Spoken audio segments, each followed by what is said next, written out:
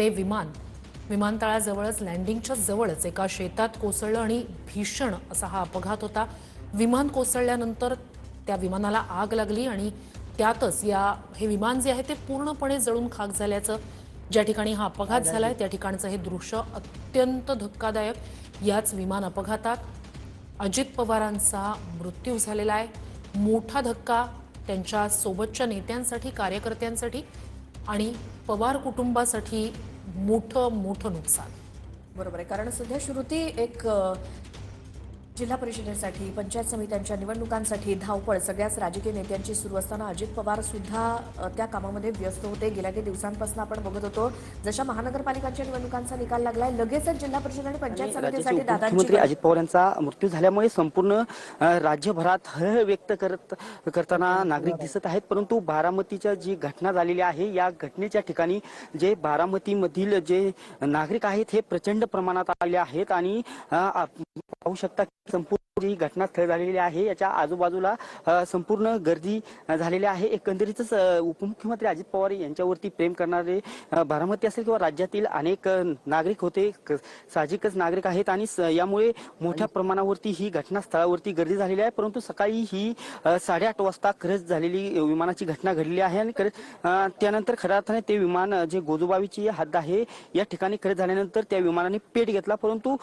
ज्या ठिकाणी ही घटना झाली या ठिकाणी शेजारी हे गोजूबावी गाव आहे आणि येथील जे नागरिक आहेत खऱ्या अर्थाने ते देखील घटनास्थळावरती आहेत। परंतु त्यांनी जी परिस्थिती होती, जी घटना घडली होती ती संपूर्णरित्या पाहितली होती। आपल्यासोबत ताई आहेत। ताई, काय सांगा, खऱ्या अर्थाने सकाळी 8 ते 9च्या दरम्यान ही घटना घडलेली आहे, तुम्ही पाहिली काय नक्की घटनाक्रम होता? म्हणजे पहिल्यांदा आलेलं विमान ते असं म्हणजे फिरून गेलतं, म्हणजे असं चांगलं गेलं आणि नंतर ते फिरून आलं आणि गावाकडून आल्यानंतर ते खूप खाली असं खालून गेलं आणि खालून गेल्याबरोबर ते जे वरती लँडिंग करायचं ते वरती जाऊ शकलं नाही। ते खाली धावपट्टीच्या तिथंच असं म्हणजे क्रॉस झालं आणि क्रॉस झाल्याबरोबर असं पलटी होऊन मोठा त्याचा स्फोट झाला आणि ते स्फोट झाल्याबरोबर म्हणजे आम्ही अलीकडेच होतो, खूप घाबरलेलो। ते आमच्या घराच्या पाठीमागे ते सगळे एरोप्लेनचे पार्ट हे पडलेले होते आणि नंतर म्हणजे आम्ही फोन ही केले, ते नंतर विमानतळाचे ते लोक पोलीस हे आले, पण एवढा मोठा त्याचा स्फोट झाला ना ते कुणीच म्हणजे काही करू शकत नव्हतं।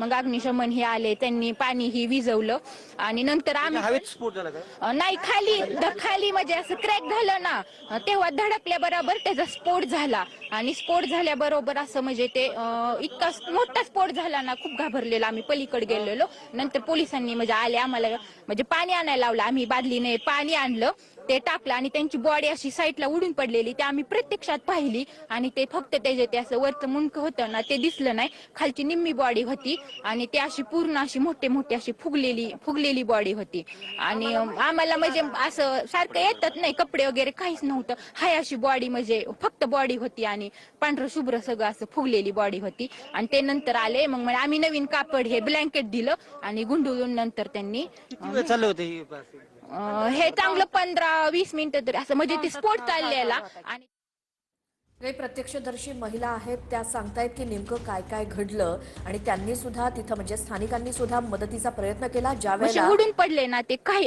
सुद्धा त्यांना करता आलं नसन, ते खूप दुःखद वाईट। 8:45च्या दरम्यान विमान आलं, आम्ही पाहिलं असं पलटी घेत चाललं होतं ती आणि खाली असं धडकलं आणि त्याबरोबर ते बॉड्या दोन्ही पण बाहेर पडल्या। चेहरा तर काहीच दिसत नव्हता, फक्त अशी बॉडी, चेहरा काहीच दिसत नव्हता, बॉडी फुगलेला होता आणि त्यातच बॉडी होती। मग ते नंतर नाशी साईडला ते स्फोट झाला आणि उडून पडल्यानंतर बॉडीच पडली, म्हणजे अशी हीच झालेली बॉडी, डेड बॉडी पडली। बॉडी म्हणजे असं दादाची बॉडी काढताना आम्ही दादा आहेत ना गॉगलवर आणि वॉचवर ओळखलं दादाच आहेत म्हणून, मग ती पहिली दादांची बॉडी काढली आम्ही, पहिली दादांची बॉडी काढली। किती वाजता? 8:45 बरोबर झालं, 8:45। तुम्ही सगळे स्थानिक आहात? हा, इथले स्थानिक सांगा काल आता विमानाने सकाळी 2 गिरट्या घातल्या, एकदम खालून विमान गेलं आणि ज्यावेळेस टेकअप होणार त्यावेळेस क्रॉस मध्ये चालतं, क्रॉस होऊन खाली धावपट्टी सोडून खाली पडलं आणि डायरेक्ट स्फोट झाला।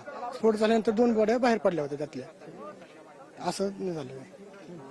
नक्कीच जे स्थानिक नागरिक आहेत, जे विमानतळाच्या शेजारी गोजूबावी मुंगावे या गावातील हे नागरिक आहेत आणि खऱ्या अर्थाने यांनी जी घटना 8:45च्या दरम्यान घडली आहे असं सांगितलेलं आहे आणि प्रत्यक्षदर्शनी ह्या नागरिकांनी खऱ्या अर्थाने ही घटना पाहितलेली आहे आणि एकंदरीतच सकाळी 8:45च्या दरम्यान ही घटना घडलेली आहे. साहजिकच उपमुख्यमंत्री अजित पवार यांच्या आज जिल्हा परिषद आणि पंचायत समितीच्या निवडणुकीच्या संदर्भात सभा होत्या आणि खऱ्या अर्थाने 9:30ला ह्या सभा चालू होणार होत्या, परंतु 9 वाजता 8:45च्या दरम्यान हे विमान जे उपमुख्यमंत्री अजित पवार असणारे विमान खऱ्या अर्थाने बारामती विमानतळावरती आले आणि 8:45 वाजता ही घटना घडली. साहजिकच जे बारामतीमधील नागरिक आहेत हे मोठ्या प्रमाणावरती हळहळ व्यक्त करताना दिसत आहेत आणि साहजिकच मोठ्या प्रमाणावरती जे नागरिक आहेत, जे उपमुख्यमंत्री अजित पवार यांच्यावरती मोठ्या प्रमाणावरती प्रेम करणारे राज्यभरातून मोठ्या प्रमाणावरती नागरिक आहेत, कार्यकर्ते आहेत. साहजिकच प्रत्येक नागरिक हा हळहळ व्यक्त करताना दिसत आहेत आणि प्रचंड जी कार्यकर्त्यांची नागरिकांची जी गर्दी जी घटनास्थळावरती झालेली आहे आणि जे विमानतळाची घटना खऱ्या अर्थाने घडलेली आहे याच्या बाजूने पोलीस या ठिकाणी ज्या नागरिक आहेत यांना मागे जाण्यासाठी सांगत आहेत, परंतु जी सकाळी घटना घडली याचा जी प्रत्यक्षदर्शींनी ज्यांनी पाहितली आणि त्यांनी मदत देखील केली अशी नागरिक जे स्थानिक नागरिक आहेत. तर स्थानिक मुझे ना रिजल्ट कैसे पता चला, सुबह सुबह हमारे एक